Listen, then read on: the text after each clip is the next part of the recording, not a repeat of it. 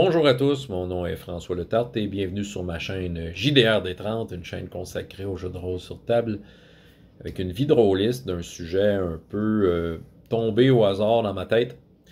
Par rapport à un phénomène que je vois super souvent, pour moi c'est mon hebdomadaire, là, je joue avec des jeunes, c'est ce que je fais le plus dans le jeu de rôle. Mais c'est pas quelque chose qui est réservé à du jeu de rôle jeunesse, là, c'est n'importe quelle table de jeu de rôle, ça arrive. Alors je parle ici du phénomène du joueur, je parle du joueur qui pose des questions au meneur de jeu. Donc, d'un joueur à l'autre, il y a une question qui se pose. Et qui crée le phénomène suivant, ça crée un temps mort dans le jeu. Soudainement, on est sorti de la fiction, on est complètement méta, puis il y a des questions qui se posent. Okay? Le joueur pose des questions, il a besoin de réponses. Okay? Donc, ouais, fait que là, c'est ce phénomène-là. Autrement dit, je parle pas aussi du phénomène de le personnage joueur dans le monde fictif pose des questions au personnage non joueur dans le jeu. Ça fait partie c'est ça. Dans le fond, c'est le cœur du jeu de rôle, c'est ça, c'est de vivre des affaires imaginaires. Donc c'est ça, tu sais, on parle pas ici de poser des questions dans le monde imaginaire. Là, on parle ici, on est dans la vraie vie, et soudainement, il y a des questions qui sortent. Quel genre de questions? Ça peut être toutes sortes de questions. Je veux dire, le temps mort est fait, le joueur arrive. On va vous dire, la question que je me fais poser le plus souvent les gens, je vous jure, c'est la top question. C'est le monstre qui a combien de points de vie, tu sais? C'est ça. Et des fois, ça peut paraître intrusif, intense, fréquent. Surtout certains joueurs qui ont une tendance à faire ça, parce que c'est la façon dont ils abordent la table et ils ont tendance à faire ça. Tu les vois lever leurs mains, puis tu dis, ah non, là, ça va pas commencer en autre ronde de questions. Tu sais, puis c'est ça, ça dépend des meneurs de jeu. Il y en a qui sont plus tolérants que d'autres, il y en a qui le sont moins. Moi, perso, je suis assez tolérant, mais évidemment, j'essaie de trouver toujours des stratégies pour revenir à la fiction. Mais, moi, personnellement, je ne tasse pas du revers de la main, la demande de questions. Je pense que ça fait partie du jeu. C'est une façon de dire oui au joueur par rapport à son désir de s'adresser à toi. Donc, j'ai des choses à dire là-dessus. Parce que oui, des fois, moi aussi, des fois, ça me tente pas de te répondre à ce genre de questions-là. Je suis trop dedans, là, dans le monde imaginaire, tout ça. Mais non, j'ai des choses à dire là-dessus. Je prends un pas de recul, puis je pense qu'il y a une façon de voir ça positive. OK? Ou d'aborder ça de façon constructive. La première chose que je voudrais dire là-dessus, c'est... mais en fait, je pense que c'est l'affaire la plus importante. Si le joueur te pose des questions, c'est qu'il s'intéresse à ta game. Moi, je pense déjà en partant, ça devrait être flatteur. Je pense que ça devrait être accueilli de façon positive. OK? Si le joueur te pose des questions, a envie de savoir des choses, OK? Peu importe le sujet, c'est ça, il s'intéresse à ta game. Il veut dire, il prend de son temps pour venir à ta game. Il y a des choses en tête. S'il y a des questions, c'est qu'il y a des choses en tête. Ça veut dire qu'il pense à ta game. Moi, je pense qu'il y a de quoi de flatteur. Je pense que ça devrait être considéré hautement. Ces joueurs-là méritent votre attention, je vous dis. Je ne dis pas que ceux qui ne posent jamais de questions ne sont pas intéressés. Comme je dis, chacun aborde la table de différentes façons. Il y a des joueurs, par contre, qui vont embarquer, qui vont avoir besoin de faire cet exercice-là, de poser des questions. Puis je pense que c'est un indicateur qu'il s'intéresse à ta game. Mais moi, je pense que c'est ça, ce n'est pas à tasser du revers de la main. Là. Je pense que c'est assez important, à mon avis. C'est ça. Parce que, tu sais, je dis pas qu'un joueur qui pose jamais de questions ne s'intéresse pas à ta game, mais en tout cas, du moins, juste le fait qu'il vienne à toi pour te poser des questions, ça parle. OK? Ça parle de lui-même. Fait que je pense que, tu sais, des fois, quand on n'a pas le goût d'avoir ces rondes de questions-là, gardez en tête qu'en fait, le joueur s'intéresse à ta game. Sinon, il ne poserait pas ces questions-là. L'autre affaire aussi, des fois, si on sent en tant que mesure de jeu que c'est très intrusif, les questions. Le joueur pose des questions sur le nombre de points de vie du monstre. Des secrets de l'univers, OK? Toutes sortes d'affaires là même, des secrets par rapport à ton univers de jeu, par rapport à un personnage non-joueur, par rapport à une intrigue, par rapport à plein d'affaires qui se passent. Il va te poser plein de questions sur plein d'affaires.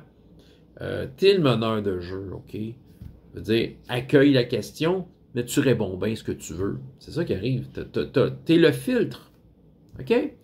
Si le joueur, il n'y a pas de raison, il n'y a aucune raison qu'il ne sache pas ça, ben, tu lui donnes une réponse. Si le joueur ne le sait pas, si le personnage, il n'y a aucune raison qu'il le sache, dire, le joueur a accepté ta réponse, et la réponse peut être, ben, ton joueur ne le sait pas. Tu sais, c'est that's it. Tu sais, ton joueur, j'aurais pas dit ton joueur, ton personnage ne le sait pas. Tu sais, dans le fond, c'est la réponse. Si le joueur pose une question, tu réponds ce que tu veux. Il faut que le joueur accepte les réponses que tu vas donner. C'est ça, même si le joueur peut peut-être vouloir reprendre la question autrement, veut dire, fait juste prendre le temps de penser à la question, puis tu sais, s'il ne sait pas, il ne sait pas.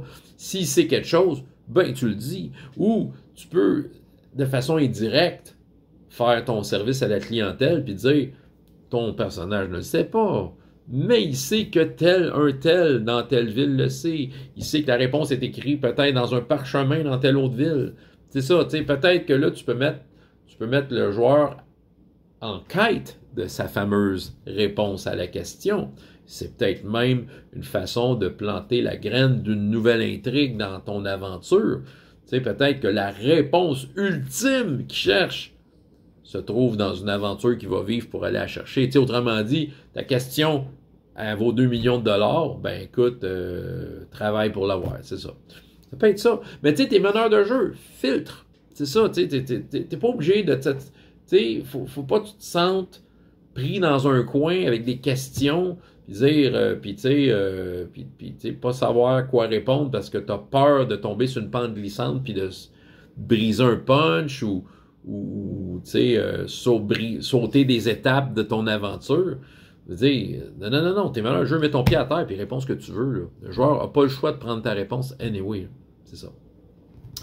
L'autre affaire que tu as considérée, je pense, par rapport à des moments où il y a des questions, ça, c'est une affaire, c'est un peu une méthode d'approcher le jeu de rôle que j'aime bien, que j'essaie d'appliquer de plus en plus, que j'ai déjà nommé, c'est un joueur passe à l'action s'il a l'information.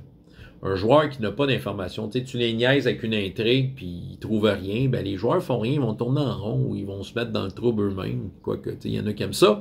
Mais un joueur avec une information va revenir à la fiction et va poser des actions avec son personnage. OK?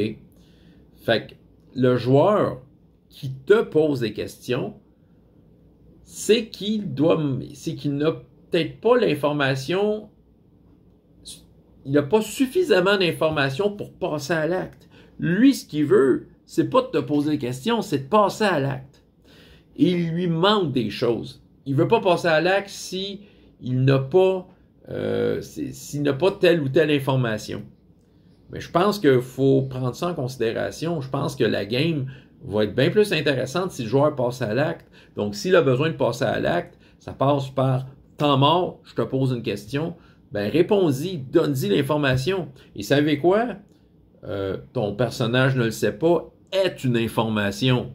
Au moins, le joueur, il sait à quoi s'en tenir par rapport à telle affaire. Il va poser des actions par rapport au fait que son personnage ne le sait pas. Mais c'est ça, ben, il y a peut-être d'autres choses qu'il sait. C'est ça qui arrive. Déjà, il va peut-être éliminer. Peut-être qu'il a besoin d'éliminer des possibilités face à un choix à faire, là, puis en sachant que telle avenue, il sait pas ce qui se passe, ben, il va s'ajuster, mais c'est ça. Mais je pense que c'est ça. Je pense que ça peut aider le joueur à mettre entre ses mains l'information qu'il a de besoin pour passer à l'acte. Ben, tu y réponds de façon très, très neutre, tout ce qu'il a besoin de savoir, tout ce que son personnage sait, puis tu l'envoies avec ça. Puis il va passer à l'acte. Moi, je pense que c'est super important de donner l'information au joueur. Puis si, dans le monde fictif, il n'a pas eu l'information, ça se peut que le joueur du type « j'aime ça te poser des questions », ben sorte du jeu, crée le temps mort, te pose la question, ben réponds-y, donne-y l'information. Il va revenir plus vite à la fiction et passer à l'acte. L'autre affaire est que, ben, tout dépendant de la tolérance du meneur de jeu à ce que le jeu soit ponctué de temps mort, à cause de questions, ben là, c'est à vous peut-être de déterminer s'il y a un moment approprié. C'est peut-être que le moment de jeu va demander, écoutez, vous posez-moi vos questions dans la semaine dans un courriel, ou attendez à la fin de la game, ou ce genre d'affaires-là. Ça peut être une solution. Par contre, je trouve que ça vient par contre un peu être en contradiction avec l'affaire que j'ai dit avant. Parce que des fois, le joueur a besoin de passer à l'acte-là, donc il a besoin d'informations-là. Fait que peut-être que le fait d'attendre à la fin de la game pour avoir certaines réponses, ou dans la semaine à travers un courriel, c'est peut-être contre-productif par rapport à ce qu'il essaye de faire, c'est ça. Fait que, tu sais, peut-être que oui, peut-être à votre tolérance, vous n'aimez pas ça avoir les arrêts de jeu pour les questions. Vous préférez que ça soit entre les games, mais gardez en tête que, c'est ça. Le joueur s'intéresse à ta game, il pose des questions, mais non seulement ça, peut-être qu'il veut pallier un manque d'informations qui permet d'être efficace, de profiter, comment je pourrais dire, d'avoir le plein potentiel de ce qu'il est capable de faire à ce moment-là. Fait que c'est à vous de décider, mais c'est à vous aussi en tant que meneur de jeu de décider comme les périodes de questions, tout ça. Ou, c'est ça, soyez efficace dans vos réponses puis revenez à la fiction. C'est ça le problème. Et je sais que le cœur de la game, c'est la fiction. Justement, ça m'amène à mon dernier point, qui est un point que je ressors souvent pour toutes sortes d'affaires. Un jeu de rôle, c'est du monde autour d'une table. Ils ont tous dans leur tête une façon différente d'aborder le jeu de rôle. Il y en a qui n'ont pas besoin de poser des questions, il y en a qui ont besoin de poser des questions. C'est le sujet d'aujourd'hui. Il y en a qui ont besoin d'arrêter le jeu pour checker dans le livre de règles. Oh, le crime! Ah, il y a du monde qui ils vont faire des jokes qui n'ont pas rapport. Ah, le crime! Ah, il y en a qui vont se lever pour aller se chercher des chips. Tu sais, je sais que le cœur du jeu, c'est d'être dans l'imaginaire et tout ça. Mais il y a tout ce qui est autour, le fait d'être autour d'une table avec du monde et il se passe plein d'affaires. Et comme je disais, tous ces gens-là ont dans leur tête une façon différente d'aborder le jeu de rôle. Fait que je pense que c'est juste d'être attentif à tout ça, l'aspect social. Avant d'être des personnages imaginaires, on est tout d'abord des joueurs autour d'une table. C'est ça. Donc, ça fait partie, je pense, du deal là, que ça arrive, que des joueurs posent des questions. C'est le sujet du jour. Donc, c'est un peu tout ça à considérer. Je pense que c'est ça. J'avais envie d'en parler parce que ça m'arrive super souvent. Puis, je pense que tout compte fait, je pense qu'il y a moyen d'aborder le phénomène de façon plus positive si on... plusieurs façons peut-être d'aborder ça. Moi, je vous ai proposé des trucs où je vous ai parlé un peu de mon attitude face à ça. Mais oui, il y a moyen d'être positif par rapport à ça parce que, c'est ça, pour toutes les raisons que j'ai nommées, le joueur a besoin de poser des questions. Fait qu'il faut juste être ouvert à ça. On dit oui à quoi? Il faut dire oui dans le jeu de rôle. On dit oui à l'intention d'un joueur de questionner. C'est pas de dire oui puis de donner toutes les réponses qu'il veut. C'est qu'il souhaite, mais c'est d'y donner des réponses, peu importe. C'est d'accepter le fait qu'il pose des questions. Donc, en conclusion, on va juste rappeler l'affaire la plus importante de tout ça. Un joueur qui pose des questions est un indicateur qui s'intéresse à ta game. OK? Il est intéressé à ta game. Donc, ce genre de joueur-là, moi, je pense que c'est à considérer de façon positive. C'est ça. Fait que c'est ça que j'avais à dire par rapport au sujet. Donc, questions, commentaires, je vous laisse aller. Donc, comment vous abordez les joueurs qui forcent un temps mort pour vous poser des questions? Je vous ai écouté là-dessus. François Le Tarte, JDR de 30. Et jusqu'à la prochaine fois, il y a autant de plaisir dans la vie que dans les jeux. Au revoir.